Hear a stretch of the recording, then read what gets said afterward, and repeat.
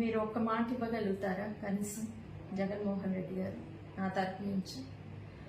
మేము అందరినీ క్షమాపణ కోరుతున్నాను. జగన్మోహన్ రెడ్డి గారు దాకా నా వాయిస్ కానీ వెళ్ళగలిగితే, వెళ్తుందో లేదో నాకు తెలీదు, ఒకవేళ వెళ్ళగలిగితే, సార్ మీరు పూర్ పీపుల్కి చాలా బాగా చేస్తున్నారు సార్.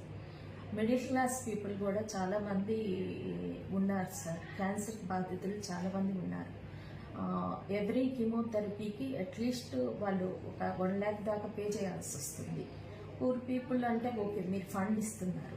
మిడిల్ క్లాస్ పీపుల్ బయటికి చెప్పుకోలేరు, లోపల ఉంచుకోలేరు, రూమ్లో తలుపులేసుకొని బాధపడడం తప్పితే పరువు పోతుంది అన్న ఉద్దేశంతో వాళ్ళు బయటికి రారు, మిమ్మల్ని అడగరు. అలాగే గవర్నమెంట్ ఆఫీసర్స్ ఉన్నారు, గవర్నమెంట్ వర్కర్స్ ఉన్నారు. అలాగా మిడిల్ క్లాస్ పీపుల్ని కూడా కొంచెం మీరు అట్లీస్ట్, నేను క్యాన్సర్ ఫేస్ చేస్తున్నాను కాబట్టి నాకు క్యాన్సర్ విషయం తెలుసు, ఎంత ఖర్చు అవుతుందో కూడా తెలుసు. ఈచ్ కీమోకి 1 lakh వరకు అవుతుంది సార్. అండ్ డ్రై ఫ్రూట్స్ ఇవి కూడా తీసుకోవాలి, మేము ప్రోటీన్ ఫుడ్స్ తీసుకోవాలి.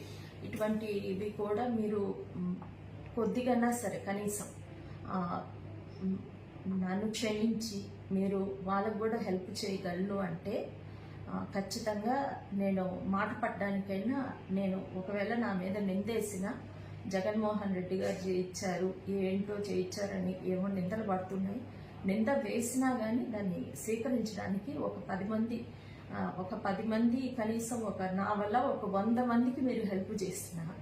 మీరు సీఎం గారు కాబట్టి నా కోసం మీరు 100 మంది మిడిల్ క్లాస్ వాళ్ళకి, క్యాన్సర్ బాధితులకి మీరు హెల్ప్ చేసిన చాలా కృతజ్ఞత.